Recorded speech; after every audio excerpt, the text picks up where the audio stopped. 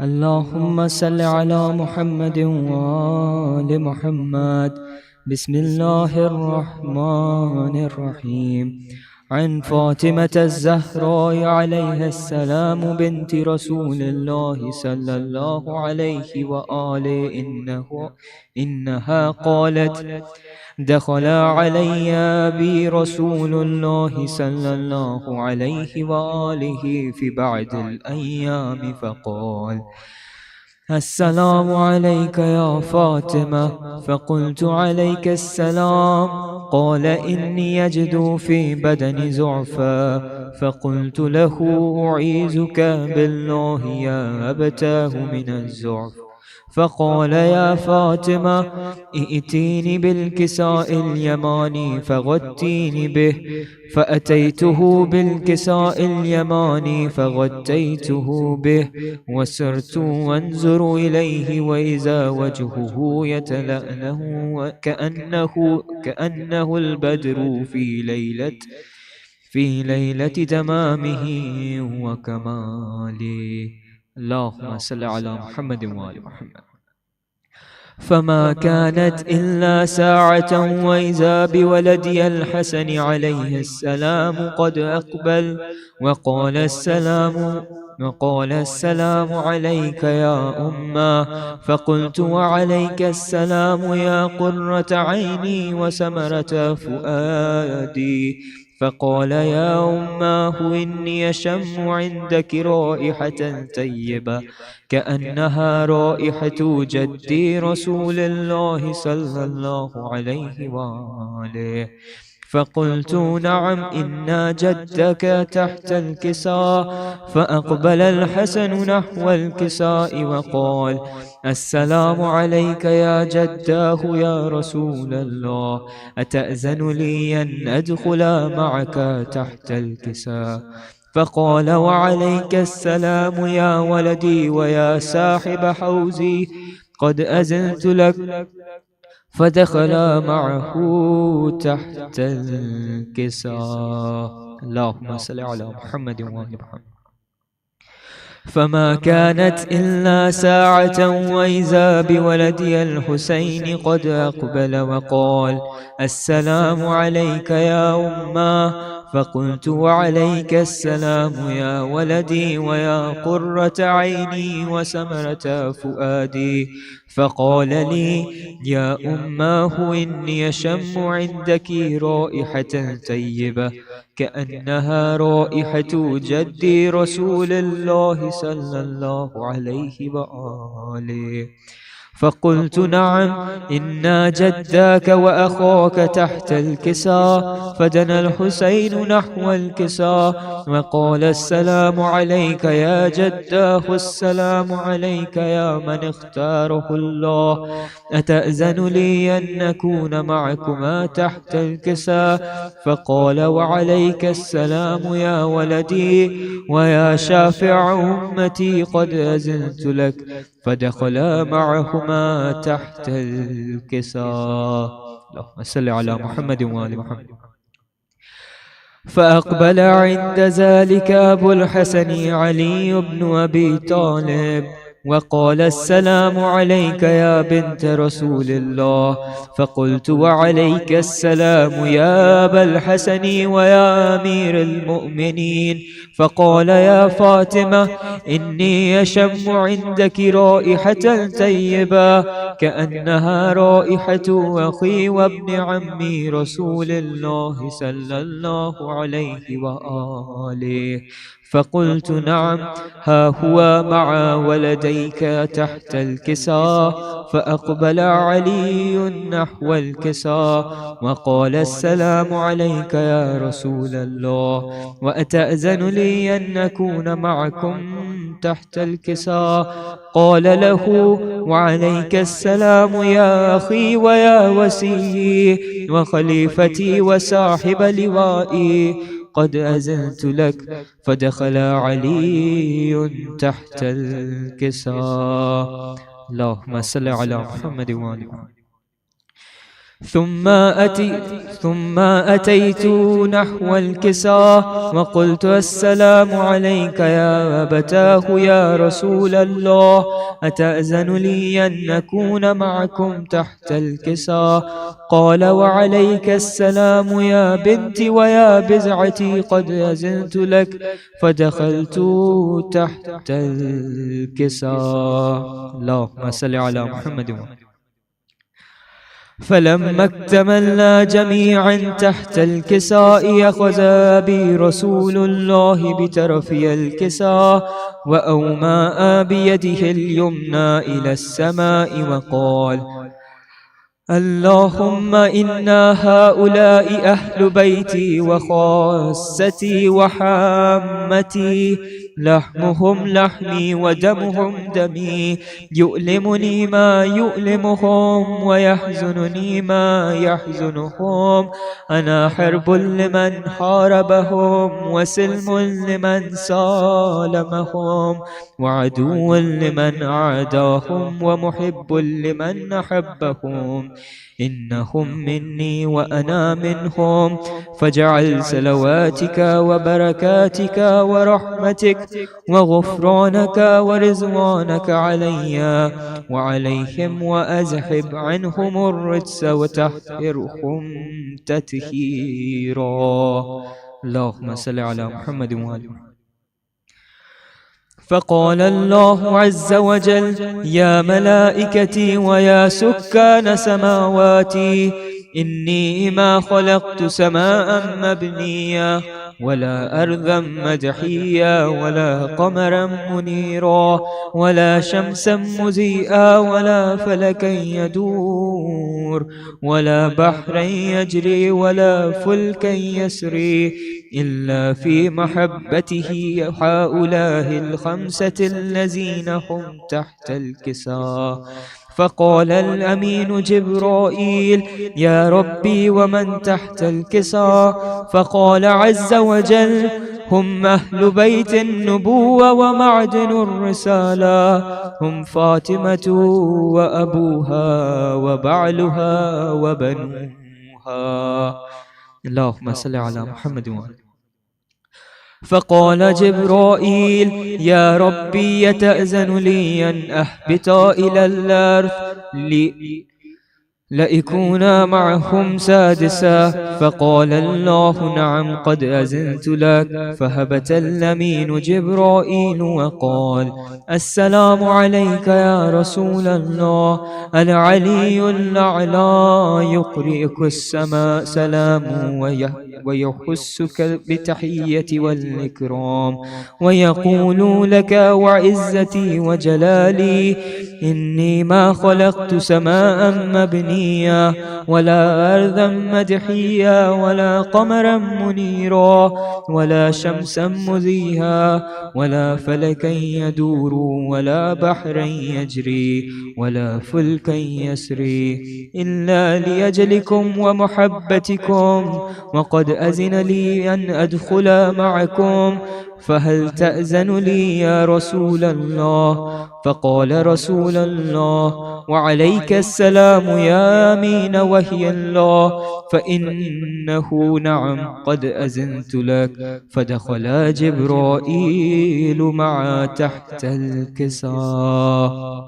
اللهم صل على محمد وآله. فقال لي بي: إن الله قد أوحى إليكم يقول: إنما يريد الله ليذهب عنكم الرجس أهل بيتي ويطهركم تطهيرا. اللهم صل على محمد.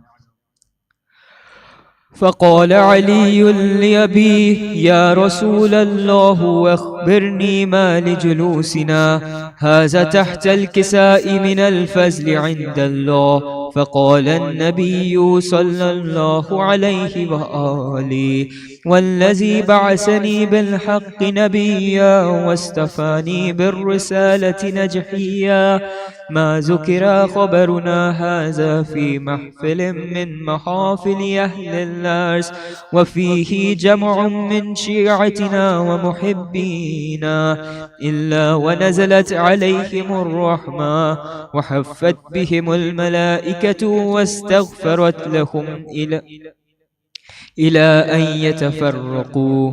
فقال علي عليه السلام إذن والله فزنا وفاز شيعتنا ورب الكعبة. فقال أبي رسول الله صلى الله عليه وآله يا علي والذي بعثني بالحق نبيا واصطفاني بالرسالة نجحيا ما ذكر خبرنا هذا في محفل من محافل أهل الأرض وفيه جمع من شيعتنا ومحبينا وفيهم مهموم إلا وفرج الله هما ولا مغموم إلا وكشف الله غما ولا طالب حاجة إلا وقضى الله حاجته.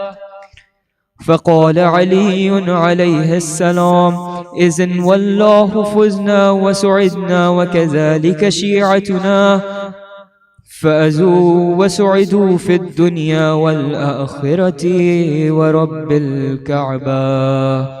اللهم صل على محمد وآل محمد وعجل.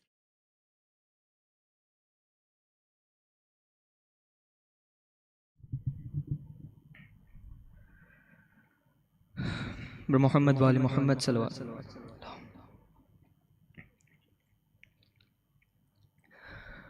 کر رہا ہے میرا دل بیاں کربلا اس نے عاشور کی شب کا منظر لکھا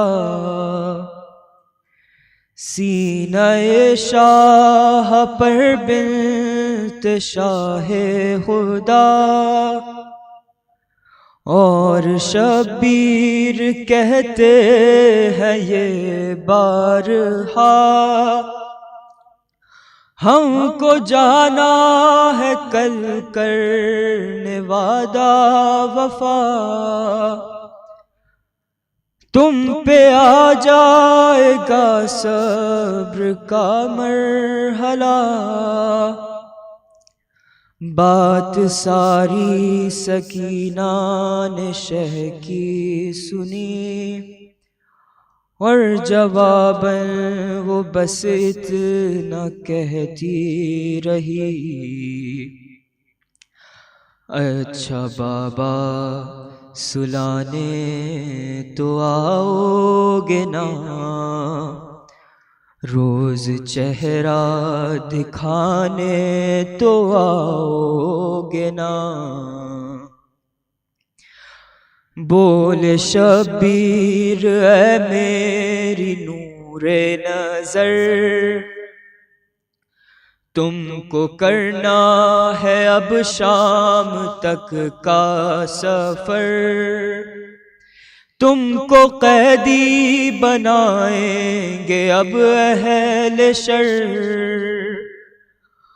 بولی شہزادی مجھ کو نہیں کوئی ڈر تم کہو تم سلانے تو آؤ گے نا روز چہرہ دکھانے تو آؤ گے نا شاہ کہنے لگے اے میری لاڈلی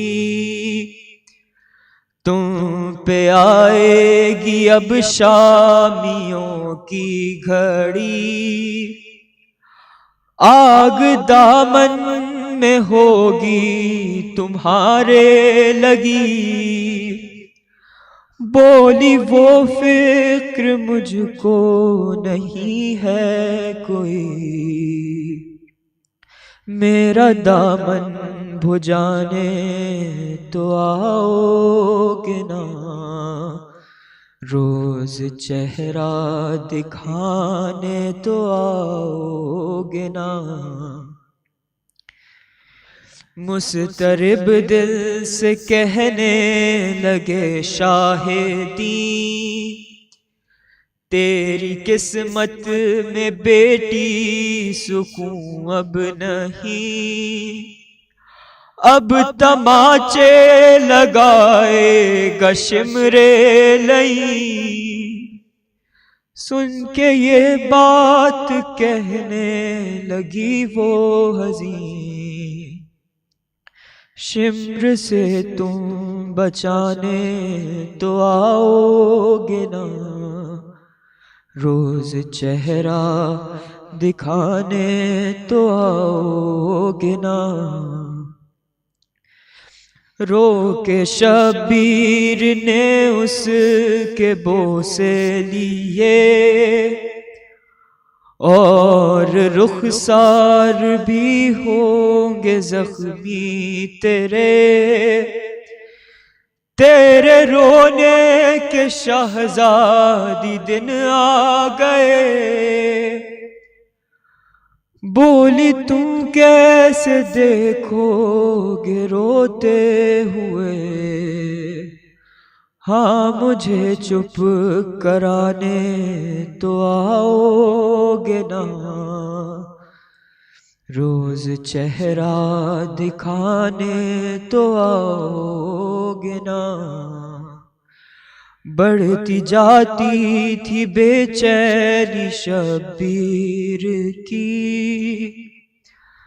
ہر ستم وہ اٹھانے پہ راضی ہوئی، زندہ بابا نہ ہوں گے سمجھ نہ سکی،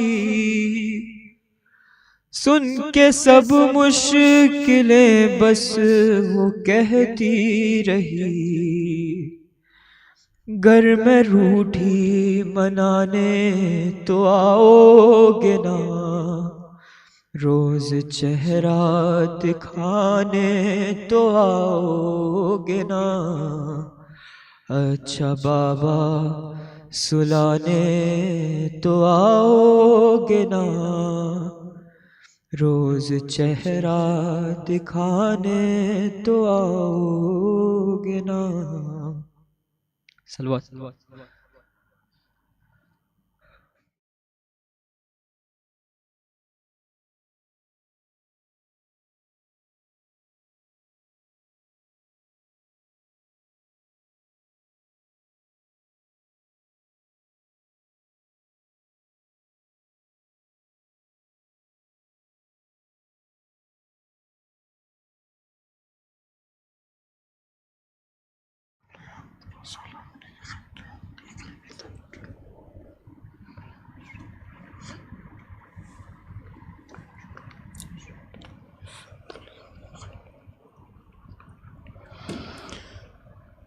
سورہ فاتحہ۔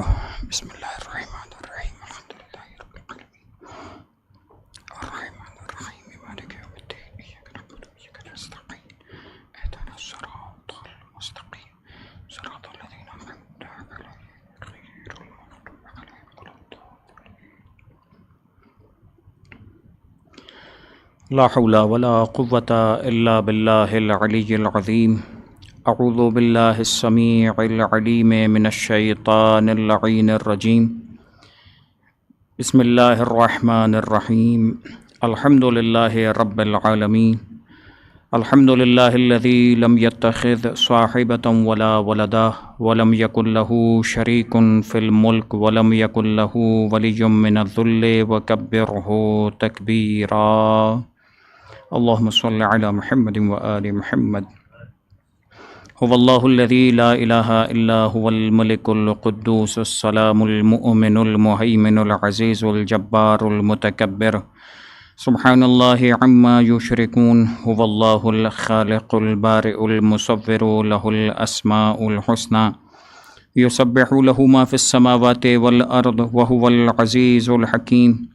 والصلاة والسلام علی اشرف الانبیاء والمرسلین، سیدنا و نبینا و مولانا ابی القاسم محمد اللہم صل علی محمد و آل محمد وعلى أهل بيته الطيبين الطاهرين المعصومين المنتجبين الميامين لا سيما على بقية الله في الأرضين وحجته على العالمين الذين ذهب الله عنهم الرجس وطهرهم تطهيرا اللهم صل على محمد وآل محمد واللعنة الدائمة على أعدائهم أجمعين من يوم ظلمهم وعداوتهم إلى يوم الدين أما بعد فقد قال الله تبارك وتعالى في القرآن الحكيم بسم الله الرحمن الرحيم إن هذا القرآن يهدي للتي هي أقوم ويبشر المؤمنين الذين يعملون الصالحات أن لهم أجرا كبيرا اللهم صل على محمد وآل محمد. عزیزان گرامی، سامعین محترم، آج ہماری اس گفتگو کا تیسرا مرحلہ آغاز ہوا چاہتا ہے اور موضوع ہمارا قرآن اور صراط حق جو آپ کے سامنے مسلسل بیان کیا جاتا رہا، آج اسی سلسلے کو آگے بڑھاتے ہوئے جس آیت مبارکہ کو مسلسل آپ کی خدمت میں تلاوت کرنے کا شرف حاصل کیا جاتا رہا ہے، سورہ اسراء کی 9ویں آیت کہ جس میں پروردگار عالم حکم یہ ارشاد فرماتا ہے ان ھذا القرآن یہدی للتی ہی اقوم، کہ بے شک یہ قرآن ہدایت دیتا ہے ایک ایسے راستے کی طرف کہ جو مضبوط اور مستحکم راستہ ہے، ویبشر المؤمنین، اور بشارت دیتا ہے، خوشخبری دیتا ہے ان مومنین کو کہ الذین یعملون الصالحات، کہ جو عمل صالح کرنے والے ہیں، ان لہم اجرا کبیرا، کہ ان کے لیے پروردگار عالم نے بہت بڑا اجر رکھا ہے. عزیزان گرامی، صراط حق کے عنوان سے ہم نے پچھلے 2 مراحل میں 2 گفتگوؤں میں آپ کے سامنے چند مثالیں پیش کی. آج ہمارے موضوع کی ابتدا قرآن کے حوالے سے ہوگی کہ جس قرآن کی پروردگار عالم بات کر رہا ہے، یہ قرآن کہ جس کے بارے میں خود پروردگار یہ صفت بیان کرتا ہے کہ قرآن تمہیں صحیح راستے کی طرف ہدایت دیتا ہے، تو یہ قرآن کیا منزلت و مقام رکھتا ہے اور پروردگار عالم نے اس قرآن کی کیا صفات ذکر کی ہیں، صرف ہلکا پھلکا اشارہ آپ کے سامنے چند آیتوں کی صورت میں پیش کیا جائے گا کہ یہ قرآن وہ نور ہے، وہ علم ہے، وہ ہدایت کا سرچشمہ ہے کہ اگر ساری کائنات کا راز سمیٹ کر کسی ایک مقام پر جمع کیا جائے تو یہ قرآن ہے. اور اس قرآن سے متعلقہ جو احادیث معصومین خود اللہ کے رسول حضرت محمد مصطفیٰ صلی اللہ علیہ وآلہ وسلم ارشاد فرماتے ہیں، جس انداز سے اس قرآن کو بیان کیا گیا کہ یہ کلام ان کلاموں کی طرح نہیں، ان الفاظوں کی طرح نہیں، ان کتابوں کی طرح نہیں کہ جسے انسان دوسری کتابوں کے اندر الفاظ دیکھتا ہے، اس قرآن کے الفاظ ان الفاظوں کے برابر نہیں ہیں. جس طرح سے دوسری کتابوں کی ایک ویلیو انسان کے پاس ہوتی ہے، اس کتاب کی ویلیو کی طرح اس قرآن کی ویلیو اگر اسے برابر سمجھتا ہے، اس کے قریب سمجھتا ہے، تو انسان کی بھول ہے. بس یہ قرآن جو پروردگار عالم سورہ حشر میں ارشاد فرماتا ہے لو انزلنا هذا القرآن على جبل لرأيته خاشعا متصدعا من خشیۃ اللہ، پروردگار عالم ارشاد کیا فرماتا کہ یہ قرآن وہ ہے کہ جس کو جب ہم نے نازل کیا ہے، تو اگر تم یہ سمجھتے ہو کہ یہ کتاب ہے، فقط الفاظ کی صورت ہے، فقط یہ ظاہری طور پر جو تمہیں جن الفاظ کا مجموعہ نظر آ رہا ہے، تم اگر اسی حد تک اس قرآن کو سمجھتے ہو تو اس قرآن کی آیت پہ غور کرنا چاہیے. وہ کیا آیت؟ یہ پروردگار کہتا ہے اگر ہم اس قرآن کو پہاڑ پر نازل کرتے تو کیا ہوتا؟ اب ظاہر کہنے والا میرے جیسا کوئی عام انسان ہوتا کہ کسی چیز کی تعریف کے اندر مبالغہ کرنا چاہے تو میرے کلام کی کوئی حیثیت نہیں ہے، دنیا کے کسی انسان کے کلام کی کوئی حیثیت نہیں ہے کہ جب وہ دوسرے کی تعریف کرتا ہے یا دوسرے کی مدح بیان کرتا ہے تو ہمارے الفاظ ہمارے ذہن کی گہرائیوں کے اندر پائی جانے والے اس علم اور معرفت کی عکاسی کر رہے ہوتے ہیں. ہمیں الفاظ ان چیزوں کو بتلا رہے ہوتے ہیں کہ ہمارے ذہن میں کیا ہے، ہم کس کی کتنی معرفت رکھتے ہیں کہ وہ اس کی تعریف کے لیے الفاظ چن سکیں، بیان کر سکیں.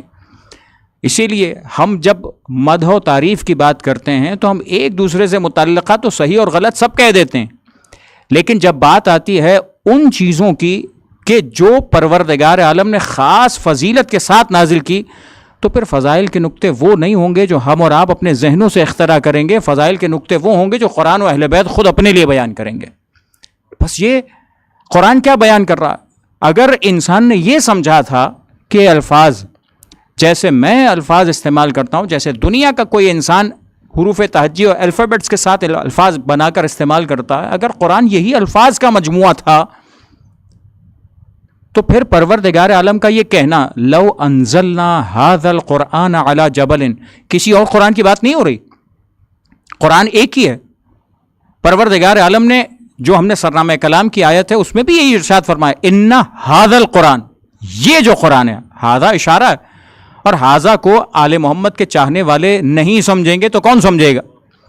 کہ جو اس بات پر ایمان، اتقان اور ساری زندگی کا سرمایہ سمجھتے ہیں کہ یہی تو ایک جملہ تھا من کنت مولاہ فھذا علی مولا، کہ رسول ارشاد فرما کر گئے تھے جس جس کا میں مولا ہوں اس کا یہ علی مولا ہے.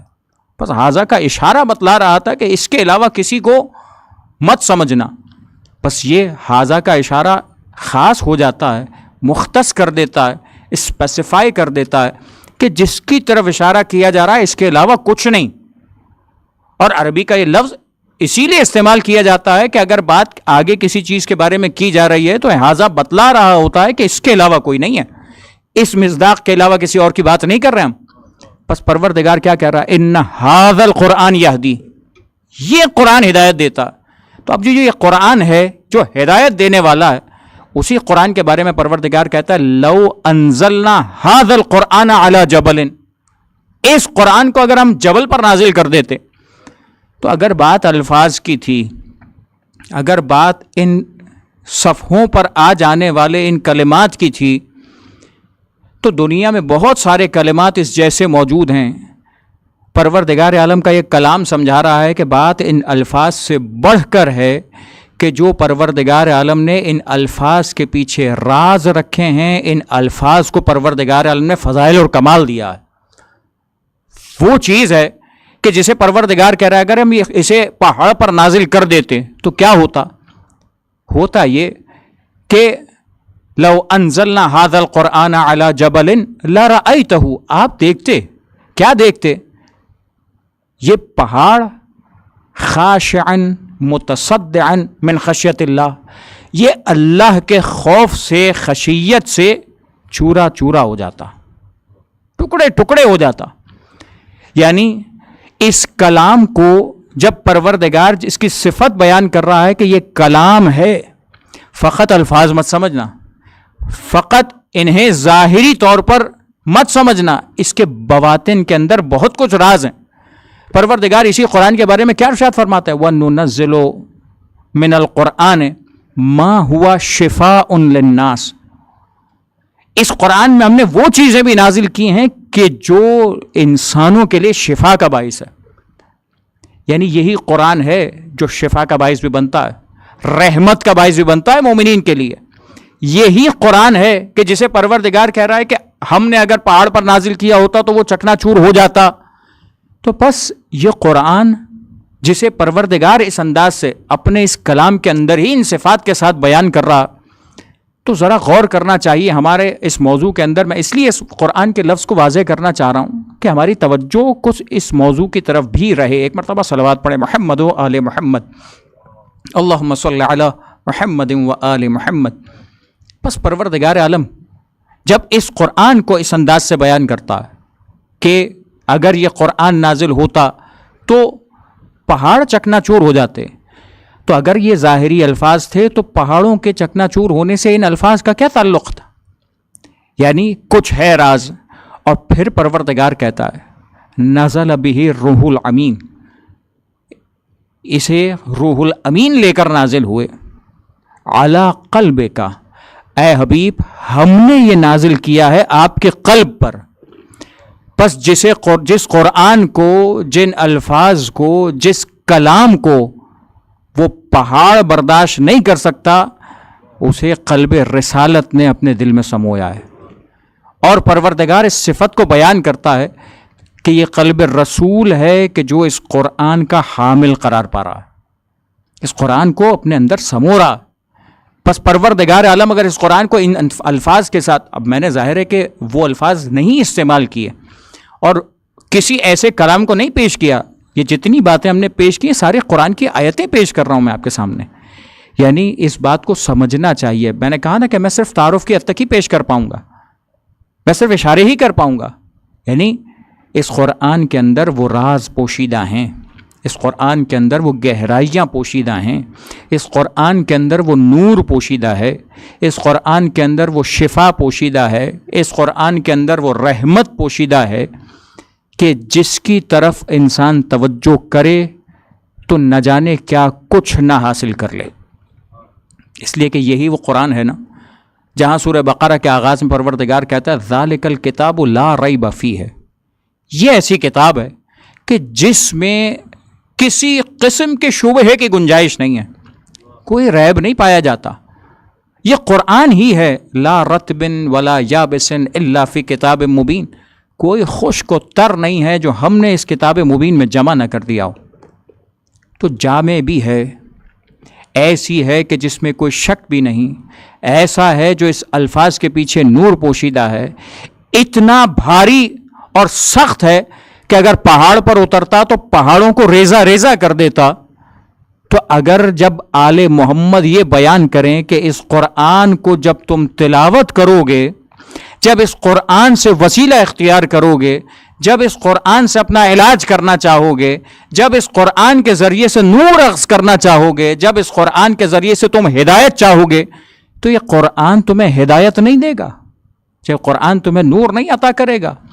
ہاں مسئلہ یہ ہے کہ اگر کوئی معرفت کے ساتھ اس قرآن کے پاس کچھ حاصل کرنے کے لیے آئے تب یہ قرآن عطا کرتا ہے.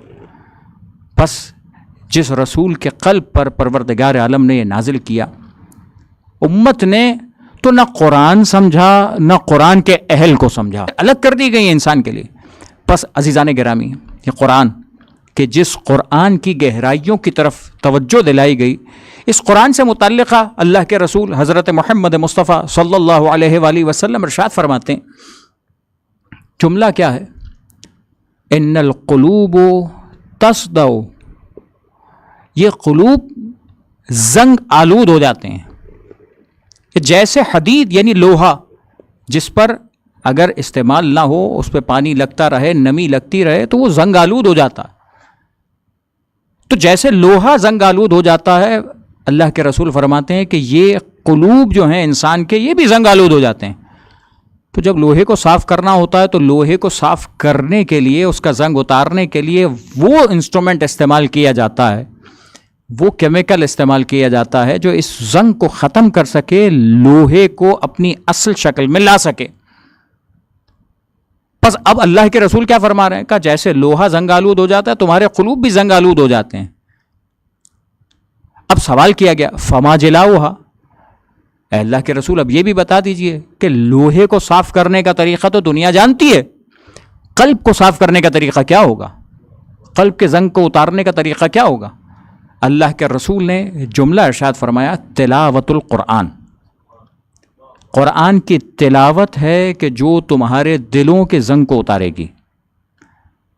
بس یہ جو ذکر قرآن ہے، یہ جو تلاوت قرآن ہے، ظاہر ہے کہ یہ الفاظ ہمارے ذہنوں میں واضح ہونے چاہیے کہ جب ہم تلاوت کی بات کرتے ہیں تو تلاوت اور قراءت میں فرق ہے. یہ دو لفظ استعمال ہوتے ہیں، کبھی ہم قراءت کا لفظ استعمال کرتے ہیں، کبھی تلاوت کا لفظ استعمال کرتے ہیں. قرآن کی قراءت اور قرآن کی تلاوت کسے کہتے ہیں؟ قرآن کی قراءت ہم عام طور پہ دونوں کو ایک جیسے معنی میں سمجھ رہے ہوتے ہیں، فرق ہے دونوں میں. ظاہر ہے کہ تفصیل میں نہیں جاؤں گا لیکن ابتداءً فرق واضح کرتا چلوں. قرآن جس کی قراءت کرنا یعنی الفاظ کو دہرانا، الفاظ کو پڑھنا قراءت کہلاتا ہے. لیکن تلاوت کس چیز کا نام ہے؟ اللہ کے رسول نے یہ نہیں کہا قراءت القرآن، یہاں فرمایا تلاوت القرآن. تلاوت کے معنی کیا ہیں؟ تلاوت کے معنی یہ ذکر کیے گئے علماء لغت نے جو ذکر کیا کہ تلاوت صرف قراءت کا نام نہیں ہے. تلاوت ان الفاظ کو پڑھ کر اس کی پیروی کرنے کا نام ہے تلاوت. یعنی جب اس قرآن کے مضامین کو انسان سیکھتا، سمجھتا، جانتا اور اس سے عبرتیں لیتا ہے تو اپنی زندگی کو، اپنے آپ کو بھی اس قرآن کے مضامین سے متعلقہ، اس سے جو معرفت حاصل کر رہا ہے، اس سے جو سیکھ رہا ہے، قرآن کا جو حکم حاصل کر رہا ہے اس حکم کے پیچھے چلا جائے اور اس حکم کو بجا لانے کی کوشش کرے. اسے کہتے ہیں تلاوت. اللہ کے رسول نے کیا ارشاد فرمایا؟ حدیث کا جو جملہ ہے تلاوت قرآن، یعنی قرآن صرف الفاظ کے دہرانے سے نہیں، تلاوت نام ہے تم جب الفاظ پڑھ رہے ہو تو اس پر عمل بھی ویسا ہی کرو، اس کے پیچھے جاؤ، اس کے عمل کی طرف اپنے آپ کو آگے بڑھاتے رہو. پس عزیزان گرامی، میں ایک روایت آپ کے سامنے پیش کرنا چاہ رہا ہوں کہ جو مختلف کتابوں کے اندر ذکر کی، علامہ مجلسی علیہ الرحمہ نے بھی ذکر کی کتاب بحار الانوار کے اندر، جو اس قرآن سے متعلق اللہ کے رسول حضرت محمد مصطفیٰ صلی اللہ علیہ وآلہ وسلم کا جملہ ہے کہ یہ قرآن کس طریقے سے انسان کے لیے ہدایت اور روشنی کا باعث بنتا ہے. میں صرف اقتباساً چند جملے پیش کر رہا ہوں. اللہ کے رسول ارشاد فرماتے ہیں بے شک یہ قرآن تمہارے لیے روشنی ہے. ہم نے پچھلے 2 دنوں کے اندر بہت ساری مثالیں آپ کے سامنے عرض کی. ہم نے سورج و چراغ کی روشنی کی مثال بھی آپ کے سامنے پیش کی. بس یہ چراغ کو سورج کے مقابل میں یعنی لانا ہی انسان کے لیے ایسی کیفیت ہے کہ جس کو انسان ایسے محاورے کے اندر استعمال کرنا ہے کہ دونوں کا مقایسہ، دونوں کا مقابلہ نہیں ہو سکتا. بس پروردگار عالم کا یہ کلام، پروردگار عالم کا یہ قرآن، اللہ کے رسول فرماتے ہیں یہ ہے روشنی، یہ ہے نور، یہ اللہ کی مضبوط رسی ہے کہ جس سے اگر تم تمسک رکھو گے، جس سے اگر تم وابستہ رہو گے تو یہ قرآن ہے جو تمہیں کسی ایسی منزل تک لے جائے گا کہ جو صراط حق ہوگا، جو ایسا راستہ ہوگا جو تمہیں قیامت تک نجات کی منزلوں تک پہنچا دے گا. جملہ فرماتے ہیں یہ بلند ترین رتبے والا قرآن ہے، ایسا کہ جو مؤثر ترین شفا دینے والا. یعنی یہ موضوع یقیناً اس پر کتابیں موجود ہیں کہ قرآن سے کیسے شفا حاصل کی جائے، قرآن کن سوروں کے اندر، کن آیتوں کے اندر کیسے کیسے راز پوشیدہ ہیں. اور خود ائمہ اہل بیت علیہم افضل الصلاۃ والسلام نے ان روایات کو ذکر فرمایا، جن میں سے اگر بعض کا آپ مطالعہ کرنا چاہیں تو یہ مفاتیح الجنان کتاب کے اندر جو ہم سب کے پاس اپنے گھروں کے اندر موجود ہوتی ہے، اور عام طور پر ہم ان تمام زیارتوں کو، ان تمام دعاؤں کو جو اس کتاب سے پڑھ رہے ہوتے ہیں، ایسی کئی روایات وہاں پر ذکر ہیں کہ قرآن کے ذریعے سے علاج کیسے کیا جاتا ہے، قرآن کیسے کسی درد کی دوا بنتا، قرآن کیسے کسی مرض کی شفا بنتا، قرآن کیسے کسی انسان کے لیے شفا بخش اور مؤثر ترین شفا عطا کرتا. فرمایا قرآن سب سے بڑی فضیلت ہے. اس سے بڑی کیا فضیلت ہے؟ حامل قرآن، یعنی جس کے سینے میں قرآن ہو، جس کے سینے میں ان آیات کا ذخیرہ ہو، قیامت کے میدان میں ایسے لوگوں کو پروردگار درجات عطا کرے گا کہ قرآن کی آیتیں پڑھتے چلے جاؤ، پروردگار درجات بڑھاتا چلا جائے گا. بس جسے جتنا قرآن یاد ہے، جس نے جتنا قرآن کی تلاوت کی ہے، اسے اتنا ہی قرآن فائدہ دیتا چلا جائے گا. اور یہ ظاہر سی بات ہے کہ قیامت کے مرحلے میں کون نہیں چاہتا کہ اپنے درجات میں اور اضافہ کرے. بس یہ قرآن ہے کہ فرما رہے ہیں کہ یہ سب سے بڑی فضیلت والا وہ کلام کہ جس کی طرف ہم سب ایمان یقیناً رکھتے ہیں، توجہ بہت کم رکھتے ہیں، استفادہ بہت کم رکھتے ہیں. ہماری توجہات اس کی طرف بہت کم ہوتی ہیں۔ پھر فرمایا سب سے بڑی سعادت ہے، اگر کوئی سب سے بڑی انسان کے لیے سعادت ہو سکتی ہے، فرمایا قرآن، فرمایا جو اس سے روشنی طلب کرے گا، جو اس سے چاہتا ہے کہ اس قرآن کے ذریعے سے اپنے آپ کو منور کرے، یہ قرآن ہے جو انسان کو روشنی بھی دے گا، منور بھی کرے گا۔ بس یہ قرآن کہ جس کے بارے میں یہ جملہ اللہ کے رسول ارشاد فرماتے ہیں کہ جس نے اپنے کاموں کو، اپنے امور کو اس سے ملا دیا، اس سے مربوط کر دیا، پروردگار اسے محفوظ رکھتا ہے۔ ظاہر ہے کہ میں صرف الفاظ کو وہ بھی خلاصتاً مفہوماً آپ کی خدمت میں عرض کر رہا ہوں، صرف اشارہ کرنے کے لیے کہ ان موضوعات کی طرف تھوڑی توجہ ہو۔ کتنے ہی ایسے فضائل بیان کیے جاتے ہیں کہ اگر انہیں جمع کیا جائے تو کئی گھنٹوں کی گفتگو ہو جائے کہ قرآن کی اس آیت کو پڑھنے کے فضائل کیا ذکر کیے گئے، اللہ کے نام کو یاد کرنے کے فضائل کیا ذکر کیے گئے، بسم اللہ الرحمن الرحیم پڑھنے کے فضائل کیا ذکر کیے گئے، اور خود رسول نے بیان کیے نا کہ حتیٰ اگر دنیا کی چھوٹی چھوٹی مشکلات میں بھی اگر علاج ذکر کیا گیا، بتلایا گیا، سمجھایا گیا تو ان چیزوں کو ذکر کیا گیا کہ تم اپنی زندگی کے اندر ان چیزوں کو فوکس کرو، ان چیزوں کا خیال رکھو، کھانا کھاؤ تو کھانے سے پہلے بسم اللہ کہہ کر کھانا کھایا کرو۔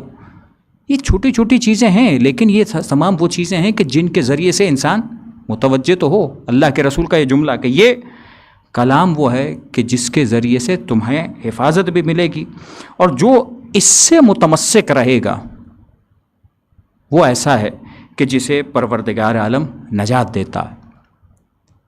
ظاہر ہے کہ جب ہم ان تمام کی بات کر رہے ہیں اور ان تمام قرآن کے فضائل کا ذکر کر رہے ہیں، پروردگار عالم ارشاد فرماتا ہے، اور اللہ کے رسول کا یہ جملہ ہے کہ جس نے اس کے احکام کو نہیں چھوڑا، اس نے اس کی تلاوت کی، تلاوت مطلب یعنی اس کے احکام پر عمل کیا، پڑھا فقط نہیں بلکہ اس کے پیچھے گیا بھی، پروردگار کیا کرے گا؟ خدا اسے عزت دیتا ہے۔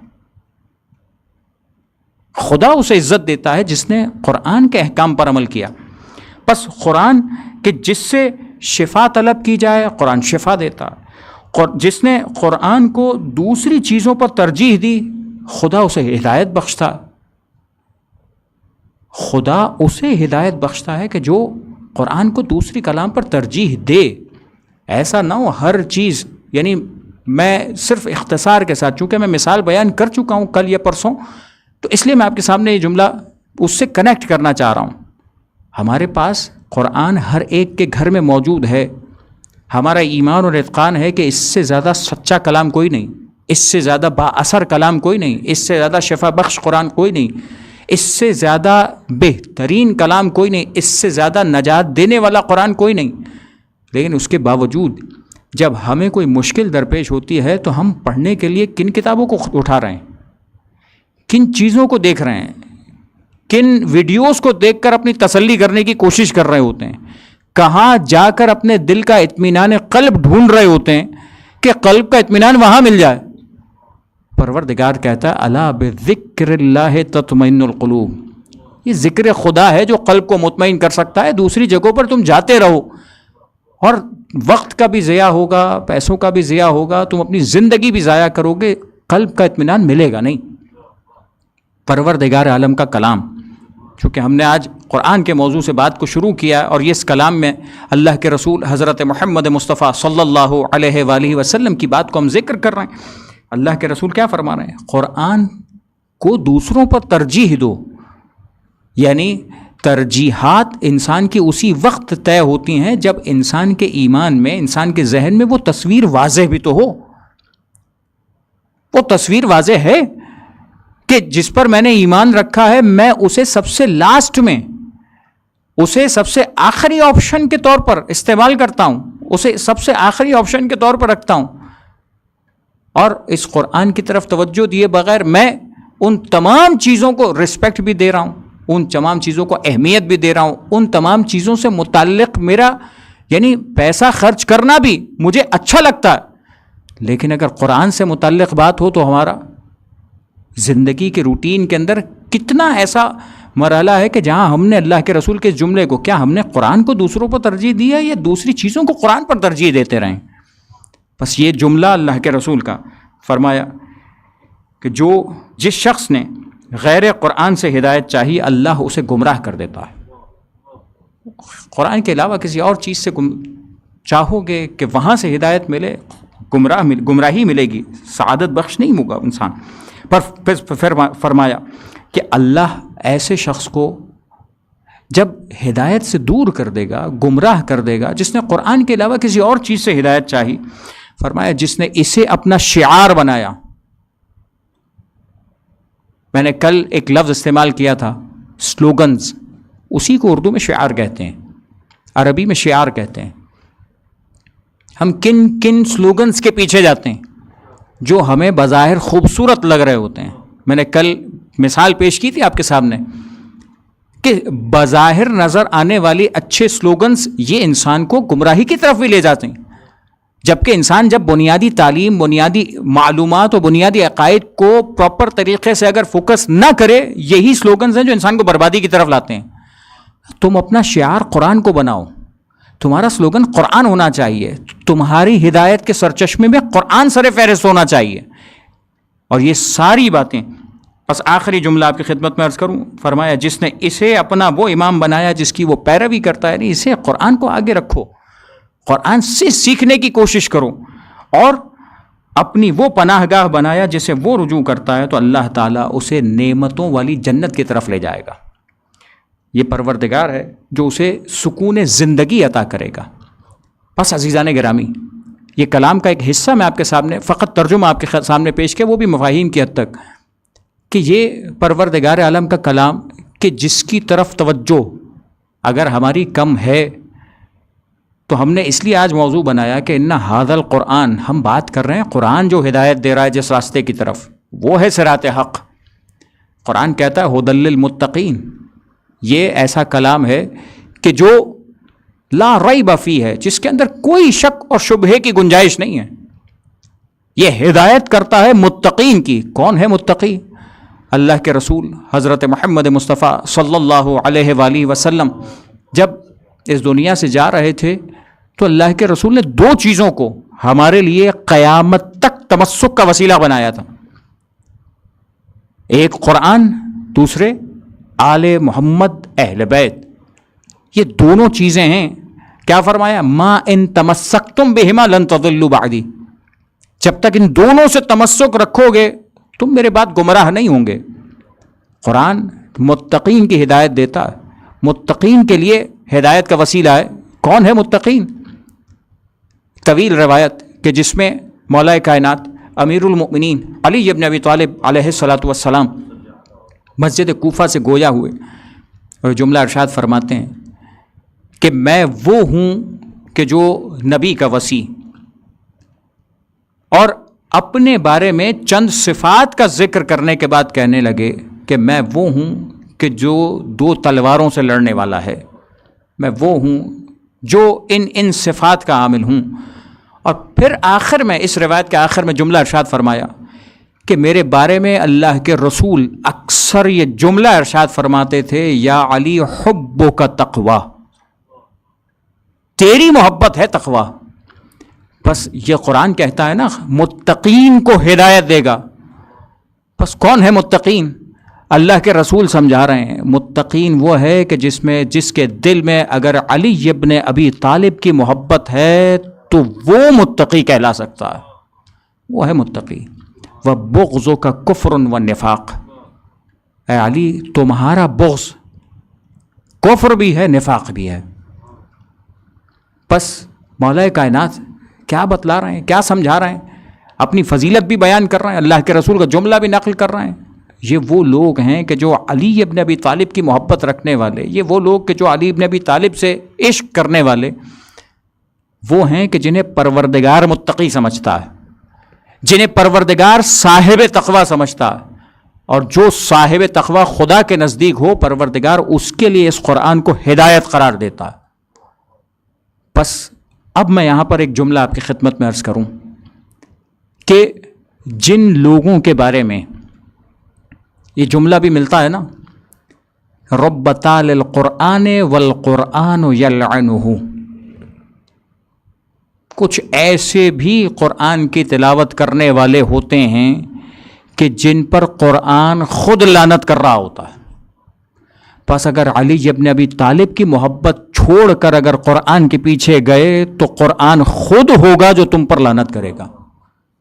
بس یہی فرق ہے کہ جب ہم قرآن کی بات کریں یا کہیں قرآن کی بات گفتگو آئے، جب قرآن سے متعلق ہم گفتگو سمجھتے، پڑھتے، سنتے ہیں، تو یہ بھلا نہ دیا جائے کہ صرف قرآن کو ہم بظاہر اس طریقے سے کہ صرف قرآن کے الفاظ کے پیچھے پہنچ گئے اور قرآن کو بغیر حامل قرآن کے، بغیر ان لوگوں کے کہ جن کے سینوں میں اس قرآن کے رازوں کا علم خدا نے رکھا ہے، انہیں چھوڑ کر قرآن کی طرف جائیں گے، انہیں چھوڑ کر قرآن کی تعلیمات کو حاصل کرنے کی کوشش کر سکتے ہیں.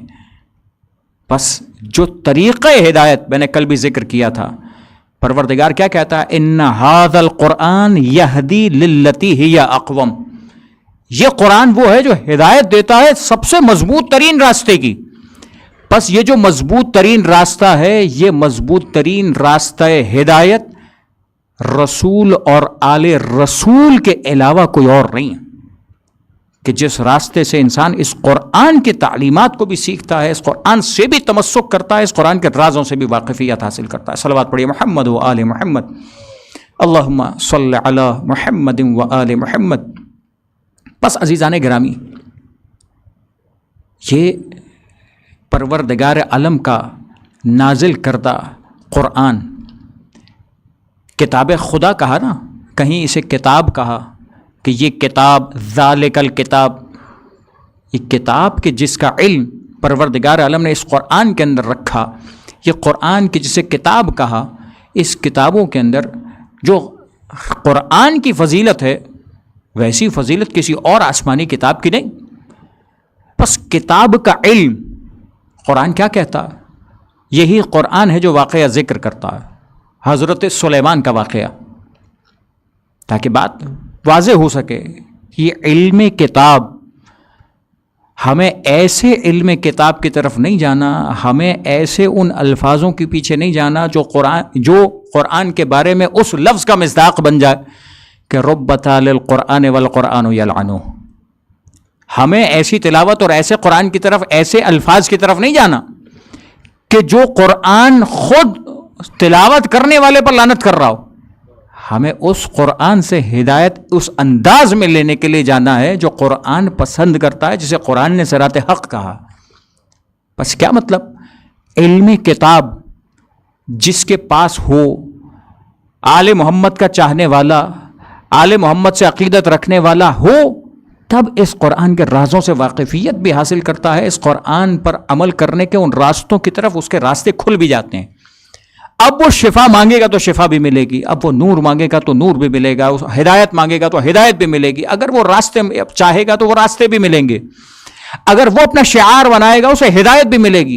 یہ تمام وعدے جو اللہ کے رسول نے ارشاد فرمائے. بس یہ جو قرآن کی طرف جانے کا راستہ ہے، پروردگار عالم واقعہ کیا ذکر کرتا ہے کہ جب حضرت سلیمان نے تخت بلقیس منگوایا تھا، تو تاریخ ذکر کرتی ہے، بلکہ قرآن ذکر کرتا ہے کہ قال عفریت من الجن، کہ ایک جن میں سے ایک عفریت نے یہ جواب دیا جناب سلیمان کو. کیا جواب دیا گیا؟ جواب یہ دیا گیا کہ کون وہاں سے تخت بلقیس کو اٹھا کر لائے گا؟ جواب یہ دیا گیا کہ ایک عفریت جن تھا کہ جس نے یہ کہا کہ میں اسے لا سکتا ہوں. کتنی دیر میں؟ اتنی دیر میں کہ جتنی دیر میں آپ یہاں سے بلند ہوں گے ہم لے کر آئیں گے.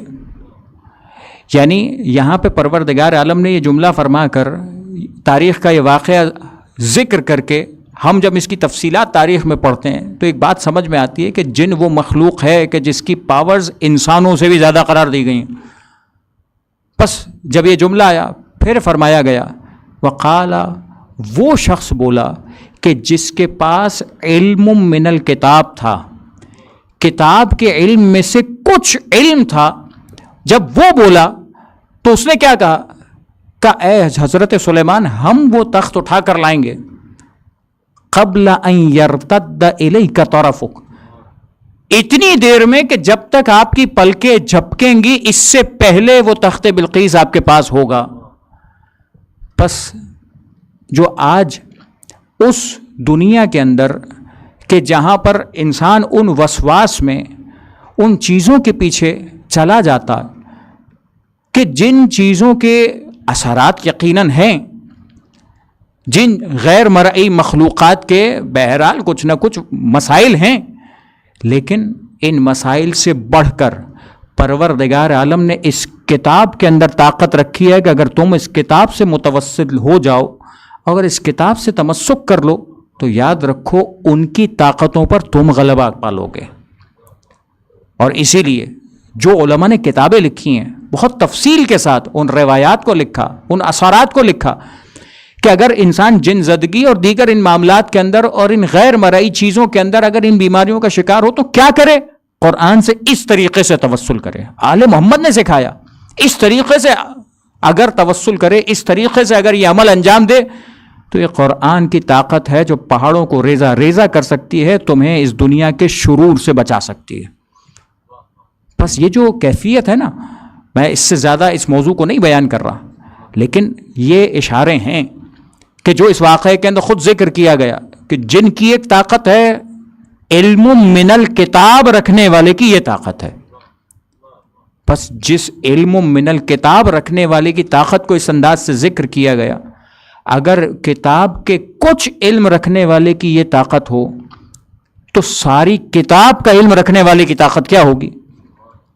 پروردگار کیا کہتا ہے؟ وَيَقُولُ الَّذِينَ كَفَرُوا لَسْتَ مُرْسَلًا، کافر کہتے ہیں آپ رسول نہیں ہیں۔ قُلْ كَفَى بِاللَّهِ شَهِيدًا بَيْنِي وَبَيْنَكُمْ وَمَنْ عِنْدَهُ عِلْمُ الْكِتَابِ، کیا فرمایا گیا؟ کہہ دیجئے کہ ہمارے اور تمہارے درمیان اللہ گواہی دیتا ہے اور وہ گواہ ہے جس کے پاس ساری کتاب کا علم ہے۔ اور یہ کون تھا؟ یہ کوئی اور نہیں، امیر کائنات علی ابن ابی طالب علیہ افضل الصلاۃ والسلام، کہ جس ذات نے یہ کہا کہ پروردگار عالم نے مجھے یہ فضیلت دی کہ رسول کی رسالت کی گواہی میں اپنے ساتھ مجھے قرار دیا، جس کے پاس علم الکتاب ہے۔ وہاں بات تھی علم من الکتاب کی، اور روایات نے سمجھایا کہ علم من الکتاب کا مطلب یہ تھا کہ کتاب کا کچھ علم تھا، تو اس کی طاقت یہ تھی کہ پلک جھپکنے سے پہلے تخت بلقیس کو لے آیا جائے۔ یہ وہ ہے کہ جو علم الکتاب کا حامل ہے، جب یہ کہتا ہے ممبر سے تو یہ اس انداز سے گویا ہوتا ہے کہ اگر ہمارے پاس توریت والے آئیں تو ہم توریت سے فیصلہ کریں گے، انجیل والے آئیں گے تو انجیل سے فیصلہ کریں گے، زبور والے آئیں گے تو زبور سے فیصلہ کریں گے، قرآن والے آئیں گے تو قرآن سے فیصلہ کریں گے۔ اور پھر یہ جملہ ہے کہ جس کے پاس یہ علم کتاب ہو تو وہ اہل ہے اس بات کا کہ تم جس سے خطاب کر رہے ہو، تم جس کا خطاب سن رہے ہو، جو تمہارے سامنے گویا ہو کر یہ بات کر رہا ہے، یہ وہ ہے کہ جس کے پاس سے اگر یہ پردے ہٹا دیے جائیں تو علی کے یقین میں اضافہ نہیں ہوگا۔ وہ علم کتاب رکھنے والا، وہ ایسا علم کتاب رکھنے والا ہے کہ جس کے یقین کی منازل وہ ہیں، جس کے کمال وہ ہیں کہ جو اپنی زبان سے یہ جملہ کہے کہ اگر یہ پردے اور استار ہٹ بھی جائیں تب بھی علی کے یقین میں اضافہ نہیں ہے۔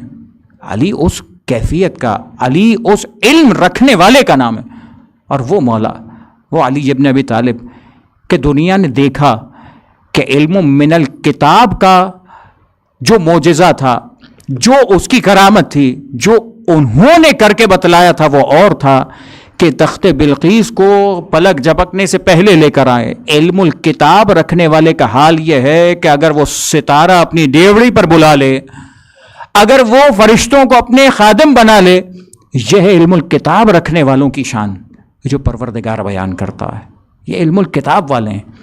بس انسان کے لیے جب قرآن کی ہم نے شروع میں بات کی تو ہم نے اسی لیے اس کو ذکر کیا کہ جب کتاب کو سیکھنے کی بات آئے گی، کتاب کی تلاوت کی بات آئے گی تو راستہ وہی ہونا چاہیے کہ جسے قرآن بیان کرتا ہے۔ ان ھذا القرآن، یہ قرآن ہے، یہدی للتی ہی اقوم، اس قویم ترین، اقوم ترین اس راستے کی طرف ہدایت دیتا ہے کہ جو تمہیں بتلایا گیا۔ اب جن کے فضائل کو اگر انسان نے سنا سمجھا ہو اور اس کے باوجود وہ اس مضبوط اور مستحکم راستے کو چھوڑ دے تو پھر خدا کہاں سے ہدایت دے؟ پھر خدا کہاں سے اسے صحیح راستے کی طرف گامزن کرے؟ پھر خدا کہاں سے اسے اس راستے کی طرف لائے کہ جسے خدا ہدایت کا راستہ کہتا؟ بس آل محمد کا راستہ وہ ہے جو آل محمد نے سکھایا، جو آل محمد نے سمجھایا، جو آل محمد نے کر کے بتلایا. اور جب قرآن کہہ رہا ہے لا رطب ولا یابس الا فی کتاب مبین، کوئی خشک و تر نہیں ہے کہ جس کا علم قرآن میں نہ رکھا ہو اور جس کے سینے میں یہ قرآن کا علم اتارا گیا، ان کی شان کیا ہوگی؟ ان کی شان بھی یہی نظر آئے گی کہ اگر تاریخ میں آل محمد کے سامنے اگر کہیں کوئی سوال پیش کیا گیا تو تاریخ کا چیلنج ہے، کبھی آل محمد کے گھرانے سے نہیں معلوم کا جملہ نہیں سنا گیا. جب جس جملے کا جس چیز کا سوال کیا گیا آل محمد نے اس کا جواب دیا اور اس حقیقت کو عیاں کیا، اس حقیقت کا بیان کیا کہ جو پروردگار عالم نے اپنے حبیب کو بتلائی تھی اور اللہ کے رسول کے ذریعے سے یہ وراثتاً علم ان کے جانشینوں تک منتقل ہوا. یہ حجت خدا ہے، یہ ولی خدا ہے، یہ وہ ہے کہ جو علم الکتاب کا حامل ہے، یہ وہ ہے کہ جسے پروردگار شان اور منزلت عطا کرتا ہے. بس آخری ایک جملہ آپ کی خدمت میں، ایک واقعہ آپ کی خدمت میں عرض کروں اور بات مکمل ہو. تاریخ نے اس کے مظاہر ذکر کیے ہیں، تاریخ نے اس کے واقعات ذکر کیے ہیں، تاریخ نے اس سے متعلق کئی باتیں ذکر کی ہیں کہ یہی علی ابن ابی طالب ہیں. اسی قرآن کو اگر دنیا نے علی کو چھوڑ کر پڑھنا چاہا تو سامنے کی بات تھی نظر نہیں آتی، سامنے کی بات ہو سمجھ میں نہیں آتی. لیکن یہ علی اور اولاد علی کا گھرانہ ہے جو سمجھاتا ہے کہ کس چیز میں کیا راز پوشیدہ ہے، کس چیز میں کیا برکتیں پوشیدہ ہیں. بس اسی لیے یہاں رک کر ایک اور جملہ کہوں کہ جو دنیا عملیات اور نہ جانے کیا کیا چیزیں بیان کرتی ہیں، کسی کے بھی نام سے تجربات بیان کیے جاتے ہیں، دنیا کے کیے ہوئے تجربات کی وہ حیثیت نہیں ہے، دنیا کے کیے ہوئے تجربات کی وہ وقت نہیں ہے. ممکن ہے کہ ایک کے پاس تجربہ کامیاب ہو جائے دوسرے کے پاس کامیاب نہ ہو، لیکن جن سینوں میں قرآن کا علم ہے اگر اس سینے سے کوئی حدیث آ گئی ہے تو وہ یقینی طور پر اثر رکھنے والی حدیث ہے، وہ یقینی طور پر وہ راز ہے کہ جس کی طرف عمل کرنے سے انسان کو فائدہ ہے. بس اسی لیے اگر کبھی کوئی بات، کبھی کوئی عمل، کبھی کوئی ایسی چیز جو بیان کی جاتی ہے کہ فلاں فلاں فلاں فلاں، کسی بھی شخص نے، کسی بھی ایسے شخص نے جس نے تجربہ کر کے کسی چیز کو بیان کیا، ان تجربات کی وہ ویلیو نہیں ہے. جو آل محمد کی حدیث ہے اس پر انسان عمل کرے، اور یہی چیز ہے جو انسان کو بہت ساری ایسی چیزوں سے اور بلاؤں سے اور مصیبتوں سے بچا لیتی ہے کہ جس میں بعض اوقات خود انسان اپنی کمزوری کی وجہ سے اور کم علمی کی وجہ سے مبتلا ہوا کرتا. تاریخ نے ذکر کیا کہ مولا کائنات امیر المؤمنین علی ابن ابی طالب علیہ الصلاۃ والسلام کے سامنے ایک قضیہ لایا گیا، اور ظاہر ہے کہ یہ اس دور کے واقعات ہیں کہ جہاں پہلے یہ قضیے، پہلے یہ واقعات، پہلے یہ معاملات ان لوگوں کے سامنے پیش کیے جاتے رہے کہ جن کے پاس اس قرآن کا وہ علم تھا نہیں کہ جس کے ذریعے سے یہ فیصلے کیے، جواب دیے جا سکتے تھے. اور نتیجتاً ہوتا یہی تھا کہ جب کسی قضیے کا جواب نہیں ہوتا تھا تو نتیجتاً مولا کائنات کے پاس یہ سوالات بھیج دیے جاتے تھے، مولا کائنات کے پاس یہ قضایا بھیج دیے جاتے تھے، مولا کائنات کے پاس یہ فیصلہ کرنے کے لیے لوگ بھیج دیے جاتے تھے. اور ایسے تاریخ کے کئی واقعات ذکر ہیں جو آل محمد نے اس انداز سے بیان کیے.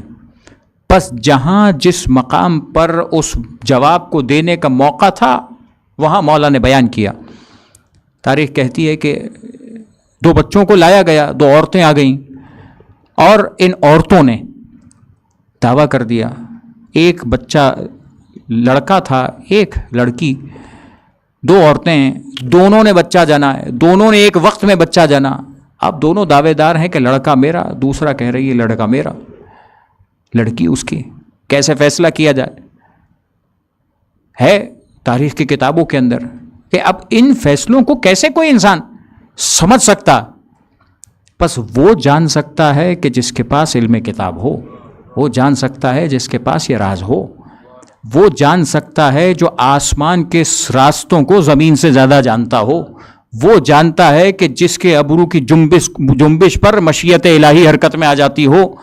بس یہ وہ ذات ہے. جب مولا کائنات کے پاس لایا گیا، ایک مرتبہ فیصلہ کر رہے ہیں. کیا فیصلہ کریں گے؟ کیسے فیصلہ ہوگا؟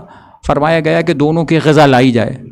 دونوں عورتوں کو بھجوایا گیا، خواتین کے درمیان دونوں کی غذا پیش کی گئی، ایک برابر شیشی کے اندر پیش کی گئی، دونوں کا وزن کروایا گیا. اور تاریخ نے لکھا کہ ان دونوں کے وزن کو دیکھ کر مولا کائنات نے فیصلہ کیا کہ جس کی غذا بھاری ہے اس غذا والی کو لڑکا دے دیا جائے، جس کی غذا ہلکی ہے اسے لڑکی دے دی جائے. آپ تاریخ کا فیصلہ دیکھیے، روایت ہے، بحر الانوار میں ذکر ہے، دیگر کتب میں ذکر ہے. کہا فرمایا گیا یہ فیصلہ ہوا. اب سننے والے حیران ہیں، فیصلہ دیکھنے والے حیران ہیں. اسی طریقے سے حیران ہیں کہ جو دین کے احکام کو سن کر، دین کے احکام کو پڑھ کر اور قرآن کے مسائل، قرآن کے احکامات کو دیکھ کر آج بھی حیرت کا اظہار کرتے ہیں اور کہتے ہیں کہ ہماری تو سمجھ میں نہیں آتا کہ یہ قرآن آج کیوں ایسا حکم دے رہا ہے. ہماری تو سمجھ میں نہیں آ رہا حدیث معصوم میں یہ کس طرح سے ذکر ہو گیا. اس لیے کہ جب دین اپنی مرضی سے انسان امپلیمنٹ کرنا چاہے گا تو بات کچھ اور ہوگی. دین وہ جو آل محمد نے بیان کیا اگر اسے سمجھنا چاہے گا تو بات اور ہوگی.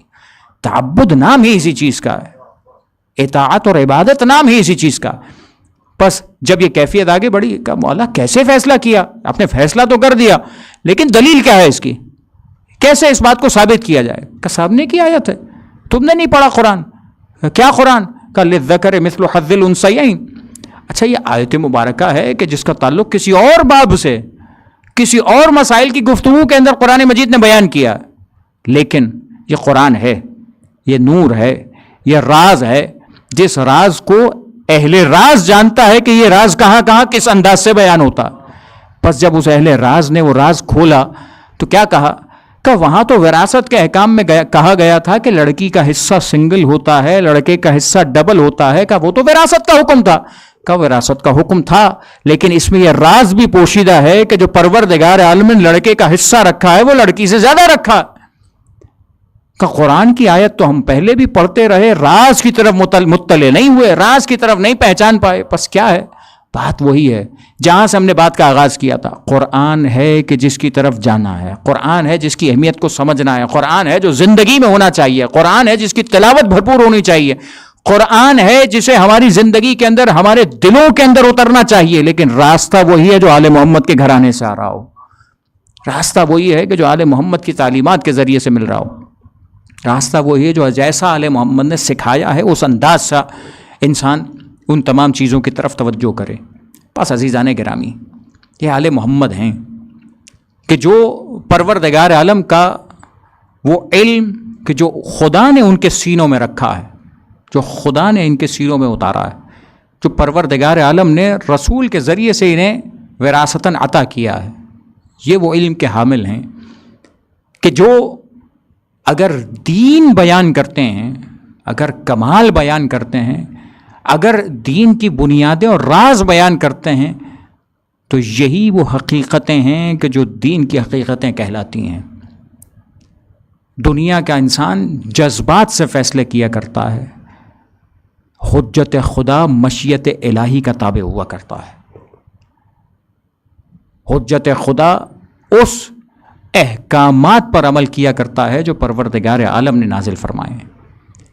بس عزیزان گرامی، آج میں چند جملے پیش کرنا چاہوں گا کہ حجت خدا سید الشہداء امام حسین علیہ الصلوۃ والسلام، تاریخ کربلا کے اندر وہ واقعہ بھی ذکر کیا جاتا ہے کہ جب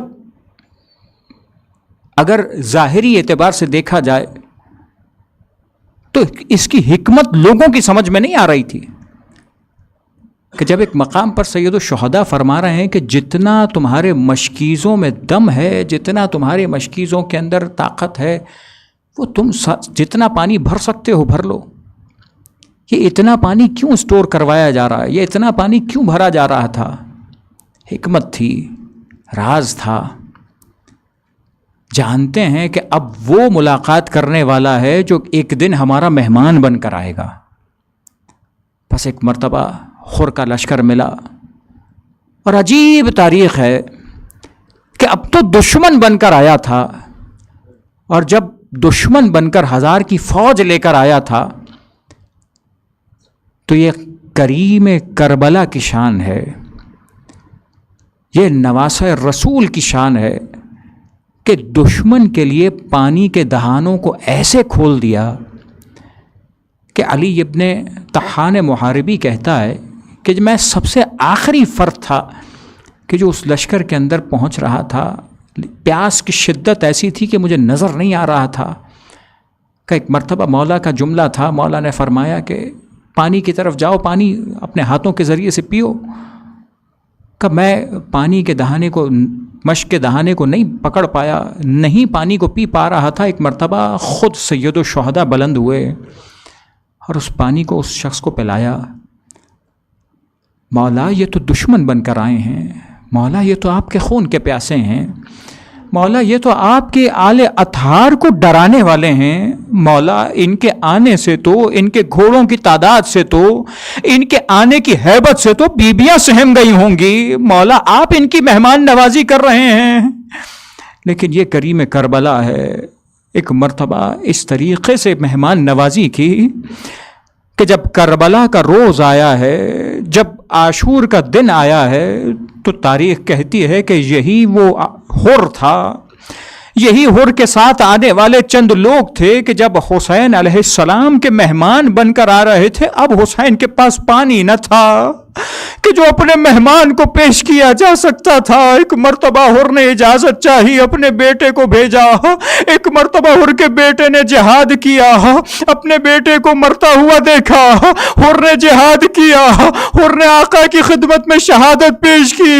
میں کہوں آقا آج تو حر کا جوان بیٹا صبح کے وقت میں جب شہادت پا رہا ہے، ارباب منبر پڑھتے ہیں کہ حر کا بیٹا زمین پر آیا، آقا نے استقبال کیا.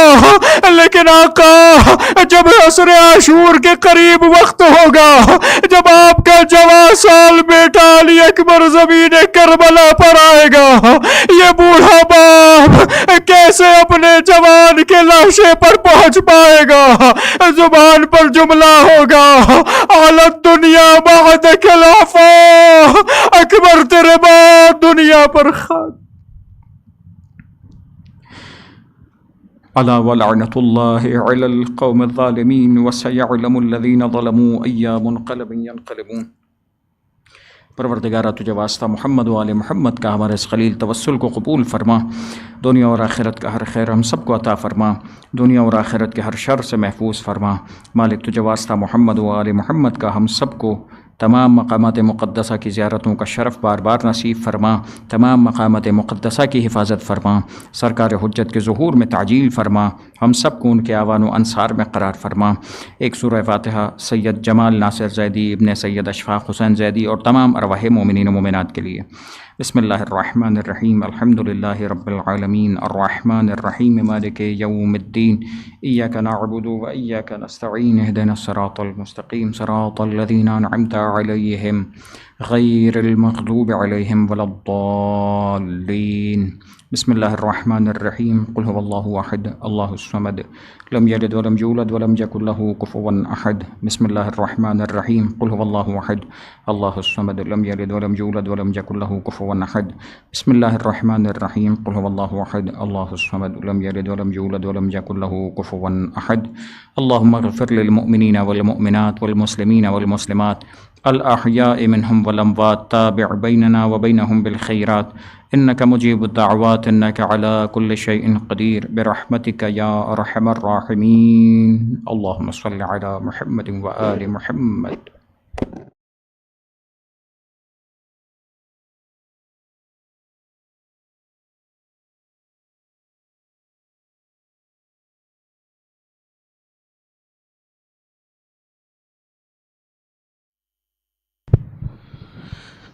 ہے جوان لال کو مقتل سے جب اٹھانے چلے حسین روتے رہے اور پسر سے کہتے رہے خاموش نہ ہو باپ سے باتیں کرو اکبر خاموش نہ ہو باپ سے باتیں کرو اکبر خاموش نہ ہو باپ سے باتیں کرو اکبر اے ہم تم کو ملا دیں گے ہم تم کو ملا دیں گے پھوپھی جان سے جا کر خاموش نہ ہو باپ سے باتیں کرو اکبر اے لال کلیجے میں ابھی درد تو ہوگا نکلا ہے لہو اتنا بدن سرد تو ہوگا اور تم چپ ہو تو چلتے ہیں تم چپ ہو تو چلتے ہیں میرے قلب پہ خنجر خاموش نہ ہو باپ سے باتیں کرو اکبر قدموں کی طرف سے ہے اٹھائے ہوئے بابا اور سر کی طرف سے ہے سنبھالے ہوئے زہرا اے آنکھیں کو ذرا کھول کے دیکھو تو یہ منظر خاموش نہ ہو باپ سے باتیں کرو اکبر اور تم خون اگلتے ہو تو بھر آتا ہے چلو بتلاؤ کرے ضبط کہاں تک میرے آنسو اے بیٹا نکل آئے گا بیٹا نکل آئے گا کلیجہ میرا باہر خاموش نہ ہو باپ سے باتیں کرو اکبر اور تم خود بھی سمجھتے ہو یہ مجبوری میری ہے آہستہ جو چلتا ہوں کمر ٹوٹ گئی ہے تھوڑا سا سفر باقی ہے تھوڑا سا سفر باقی ہے ہمت کرو دلبر خاموش نہ ہو باپ سے باتیں کرو اکبر اے بیٹا ہمیں میدان کی روداد سناؤ کیا حال ہے اب پیاس کا بابا کو بتاؤ انگوٹھی دہن سے کیوں نکل آئی ہے باہر خاموش نہ ہو باپ سے باتیں کرو اکبر ماتھے سے پسینہ تو ابھی صاف کیا ہے کیا زخم کی تکلیف نے منہ کھول دیا ہے، سانسیں کیوں میری جان، سانسیں کیوں میری جان نہیں آتی برابر، خاموش نہ ہو باپ سے باتیں کرو اکبر، اور شہ بولے تکلم کے اٹھو آ گیا خیمہ، سینے سے ذرا ہاتھ ہٹا لو میرے بیٹا، اس حال میں دیکھیں گی، اس حال میں دیکھیں گی تو مر جائے گی مادر، خاموش نہ ہو باپ سے باتیں کرو اکبر، خاموش نہ ہو باپ سے باتیں کرو اکبر، یا حسین یا حسین یا حسین یا حسین یا حسین۔ متوجه زيارة. السلام عليك يا أبا عبد الله وعلى الأرواح التي حلت بفنائك، عليك مني سلام الله أبدا ما بقيت وبقي الليل والنهار، ولا جعله الله آخر العهد مني لزيارتكم. السلام على الحسين وعلى علي بن الحسين وعلى أولاد الحسين وعلى أصحاب الحسين. السلام عليك يا أخت زينب وأم كلثوم وبنتك سكينة. السلام عليك يا أخي أبا الفضل العباس ورحمة الله وبركاته. السلام عليك يا مولاي وابن مولاي. السلام عليك يا غريب الغرباء. السلام عليك يا سلطان أبا الحسن علي بن موسى الرضا ورحمة الله وبركاته. السلام عليك يا مولانا يا صاحب العصر والزمان. الأمان الأمان الأمان من فتن الزمان. السلام عليك يا خليفة الرحمن. السلام عليك يا شريك القرآن.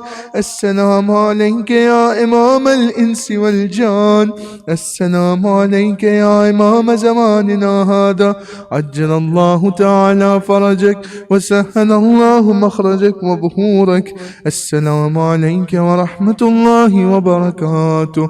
اللهم كن لوليك حجة ابن الحسن صلواتك عليه وعلى آبائه في هذه الساعة وفي كل ساعة وليا وحافظها وقائدها وناصرا ودنينا وعينا حتى تسكنه أرضك توعا وتمتعه فيها ثميلا.